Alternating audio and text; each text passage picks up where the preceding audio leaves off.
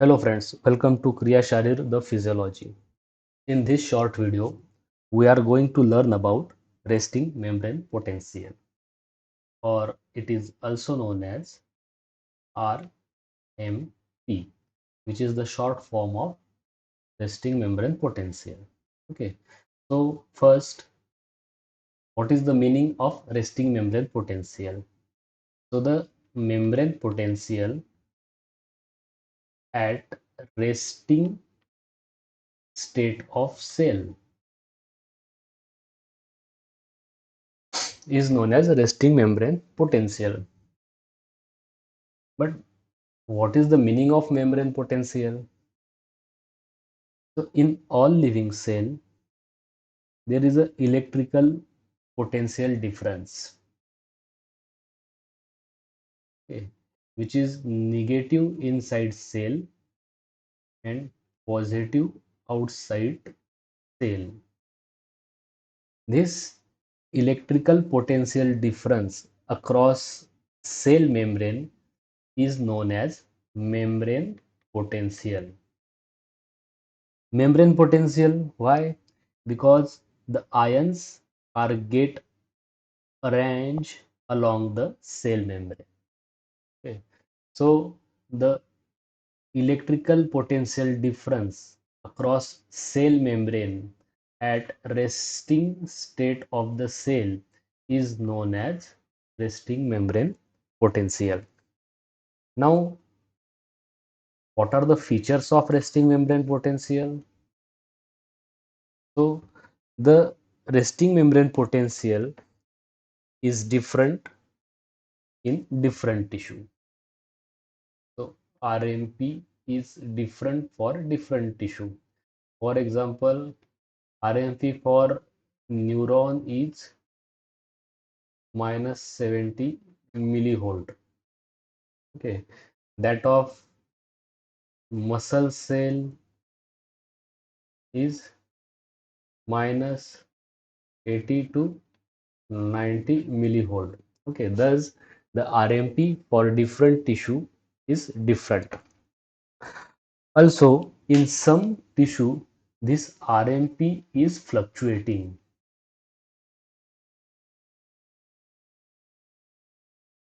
For example, visceral smooth muscle.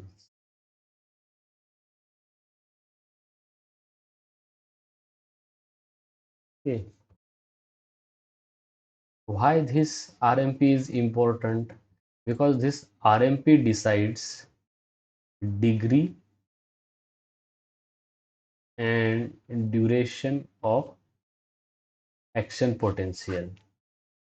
Okay, so action potential is the membrane potential when cell get stimulated. Okay, and RMP, resting membrane potential, is the membrane potential at the resting state. Okay, we will see about action potential in another video. Now we are going to talk about the genesis of RMP. How this RMP, means resting membrane potential, get developed into cell. Okay, so we all know that there is a transportation across cell membrane, okay, which is occurring throughout the day. Okay, so inside cell there is intracellular fluid, outside cell it is extracellular fluid. Quantity, composition and content of both these components are different. Okay, so according to the selective permeability of cell membrane, there is a transportation of ions through cell membrane. Okay, so which are the factors which is which are helpful for genesis of RMP? First, permeability to potassium,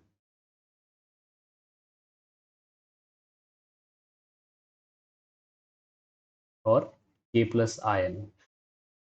Okay. We all know that extracellular fluid is rich in sodium, okay, and intracellular fluid is rich in potassium. So, due to more concentration of potassium inside cell and due to less concentration of potassium outside cell, there is tendency of potassium to move outside cell through cell wall. Okay, and at resting condition or in resting state, the cell wall is permeable for potassium ion, so the potassium ion gets outside the cell continuously. Okay, so due to shifting of positive ion outside the cell, the concentration of positive ion inside cell decreases. Okay, so comparatively, concentration of negative ion inside cell increases.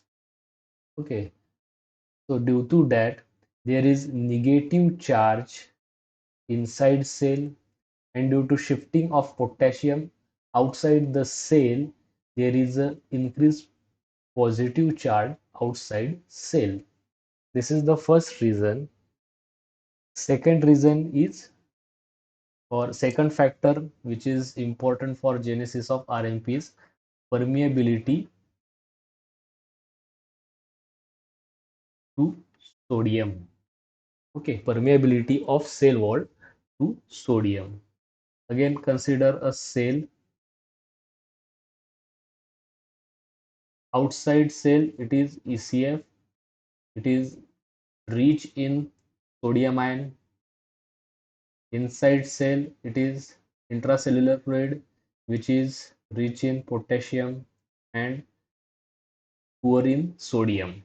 Okay, so as the sodium concentration outside the cell is more than the sodium concentration inside the cell, so there is a tendency of sodium ion to get inside the cell. Okay, so it is due to concentration gradient. But in resting state, the permeability of the cell wall for sodium ion is very less compared to potassium ion. So the entry of sodium ion inside cell is restricted.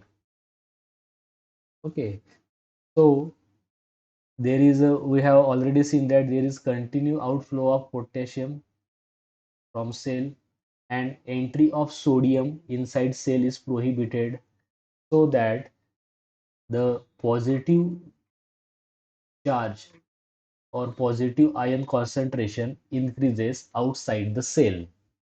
Okay, and due to shifting of positive ion outside the cell by potassium, there is decreased positive ion concentration inside cell.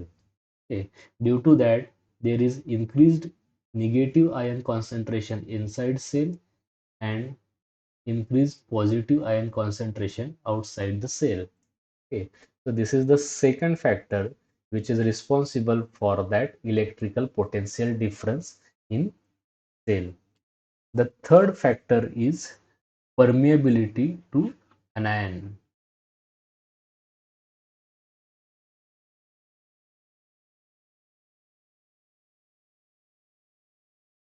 Okay.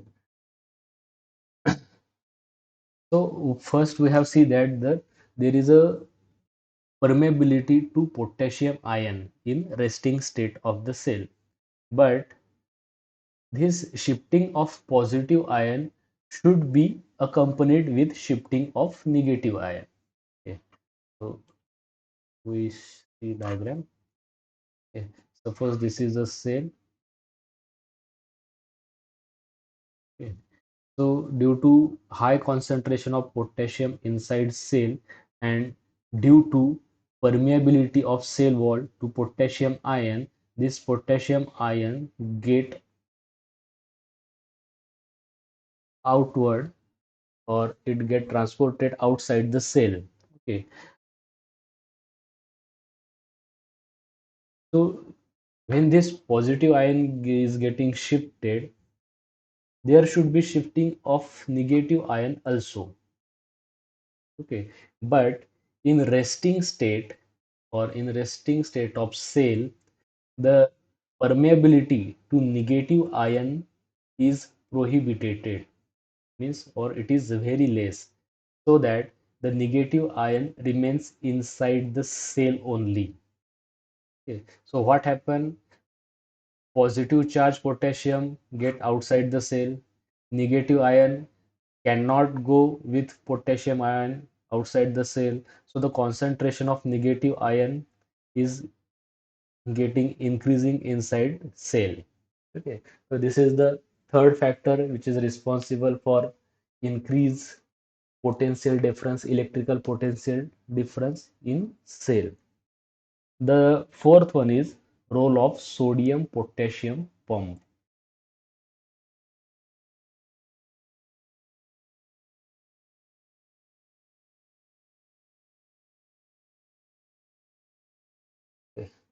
Sodium potassium pump, these are the special proteins which uses ATP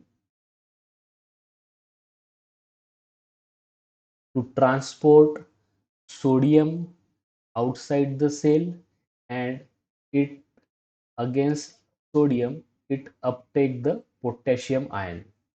But during this transportation, free sodium ion from inside cell are get transported outside the cell, but only two potassium ion are taken inside the cell.